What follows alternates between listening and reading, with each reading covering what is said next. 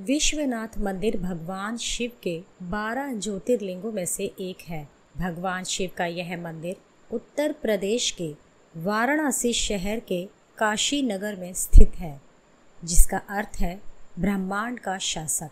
शिव पुराण में सूत जी विश्वेश्वर ज्योतिर्लिंग का महात्म्य बताते हुए कहते हैं, इस धरती पर जो कोई भी वस्तु दिखाई देती है वह सनातन ब्रह्म रूप है।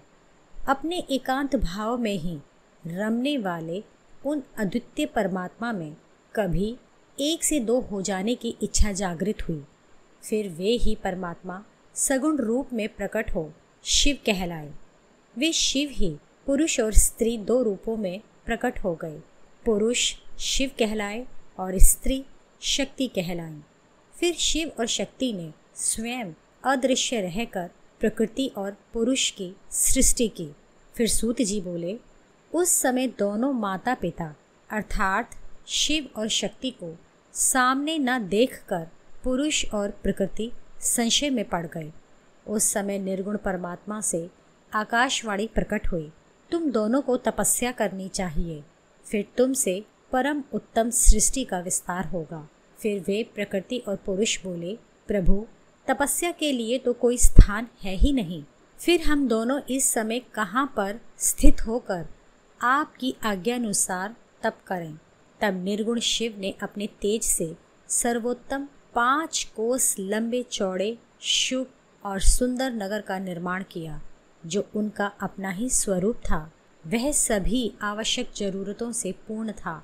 उस नगर का निर्माण करके शिव ने उसे उन दोनों के लिए भेजा। वह नगर आकाश में पुरुष के समीप आकर स्थित हो गया। तब पुरुष अर्थात श्री हरि ने उस नगर में स्थित हो सृष्टि की कामना से शिव का ध्यान करते हुए बहुत वर्षों तक तप किया। उस समय परिश्रम के कारण उनके शरीर से श्वेत जल की अनेक धाराएं प्रकट हुईं, जिनसे सारा शून्य आकाश व्याप्त हो गया। वहाँ दूसरा कुछ भी नहीं दिखाई देता था। उसे देखकर भगवान विष्णु मन ही मन बोल उठे, यह कैसी अद्भुत वस्तु दिखाई देती है। उस समय इस आश्चर्य को देखकर उन्होंने अपना सिर हिलाया, जिससे उन प्रभु के सामने ही उनके कान से मणि गिर पड़ी। जहाँ वह मणि गिरी वह स्थान मणिकर्णिका के नाम से महान तीर्थ हो गया। पूर्व में उल्लेख मिलता है कि जब जल राशि में वह सारी पंचक्रोशी काशी डूबने और बहने लगी, तब निर्गुण शिव ने शीघ्र ही उसे अपने त्रिशूल के द्वारा धारण कर लिया। फिर विष्णु अपनी पत्नी प्रकृति के साथ वहीं सोए। तब उनकी नाभि से एक कमल प्रकट हुआ और उस कमल से ब्रह्मा जी उत्पन्न हुए।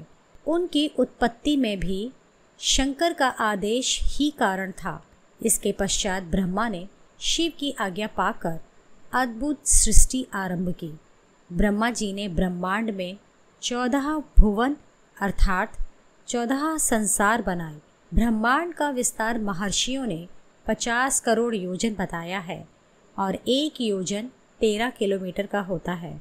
फिर भगवान शिव ने यह सोचा कि ब्रह्मांड के भीतर कर्मपाश से बंधे हुए प्राणी मुझे कैसे प्राप्त कर सकेंगे। इसलिए यह सोचकर उन्होंने मुक्तदायिनी काशी को इस जगत में छोड़ दिया। यह पंचक्रोशी काशी लोक में कल्याणदायिनी, कर्म बंधन का नाश करने वाली, ज्ञानदात्री तथा मोक्ष को प्रकाशित करने वाली मानी गई है। रामेश्वर, शिवपुर, कपिलधारा, भीमचंडी और कर्दमेश्वर ये 5 स्थान हैं। इनकी परिक्रमा ही पंचक्रोशी यात्रा कहलाती है। इन 5 स्थानों पर महादेव विराजमान है, जिनके दर्शन करने से अलग अलग फल की प्राप्ति होती है। इन 5 स्थानों की परिक्रमा करने पर ही पंचक्रोशी यात्रा पूर्ण होती है। काशी में स्वयं परमात्मा ने अविमुक्त लिंग की स्थापना की है। इसलिए मेरे अंशभूत हरे, तुम्हें कभी इस क्षेत्र का त्याग नहीं करना चाहिए। ऐसा कहकर भगवान शिव ने काशीपुरी को स्वयं अपने त्रिशूल से उतारकर मृत्युलोक के जगत में छोड़ दिया। अविमुक्त क्षेत्र का मतलब पाप से मुक्त स्थान। और कभी न त्यागा जाने वाला स्थान, क्योंकि काशी शिव की है, शिव काशी के हैं। यह वह स्थान है जहाँ शिव हमेशा उपस्थित रहते हैं।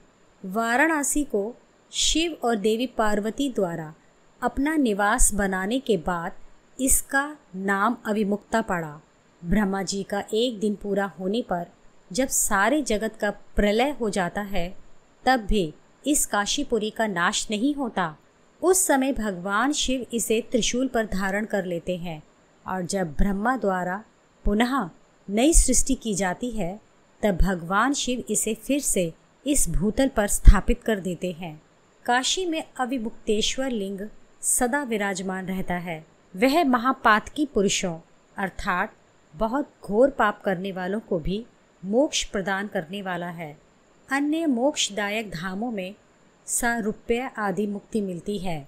सारूप्य मुक्ति का अर्थ है विष्णु के समान शारीरिक लक्षण, 4 हाथ प्राप्त करना। जैसे बैकुंठ में रहने वाले लोग बिल्कुल नारायण के समान लक्षण वाले होते हैं। केवल काशी में ही जीवों को सायुज्य नामक सर्वोत्तम मुक्ति मिलती है।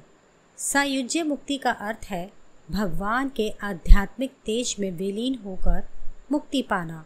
महापुण्यमयी पंचक्रोशी काशी करोड़ों हत्याओं का विनाश करने वाली है। यहाँ समस्त अमरगण भी मरण की इच्छा करते हैं, फिर दूसरों की तो बात ही क्या है। यह शंकर की प्रिय नगरी काशी सदा भोग और मोक्ष प्रदान करने वाली है। इस परम उत्तम अविमुक्त तीर्थ में यह विशेष बात है कि सभी वर्ण और समस्त आश्रमों के लोग, चाहे वे बालक हों, जवान हो या बूढ़े हों, तथा स्त्री अपवित्र हो या पवित्र हो, कुमारी हो या विवाहित हो, विधवा हो या संस्कारहीना हो, प्रसूता या बंध्या अर्थात कैसी भी स्त्री हो, वो भी यदि इस क्षेत्र में मरी हो तो अवश्य मोक्ष की भागिनी होती है। इसमें संदेह नहीं है। शिव पुराण में शिव ने कहा है, यहाँ मरने वाले के लिए न ज्ञान की अपेक्षा है, न भक्ति की, न कर्म की और न ही दान की आवश्यकता है, न संस्कृति की अपेक्षा है, न धर्म की। यहाँ जो मनुष्य मेरे इस मोक्षदायक क्षेत्र में निवास करता है, वह चाहे जैसे मरे, उसके लिए मोक्ष की प्राप्ति सुनिश्चित है। धर्म का सार सत्य है, मोक्ष का सार समता है तथा समस्त क्षेत्रों तथा तीर्थों का सार यह अविमुक्त तीर्थ काशी है।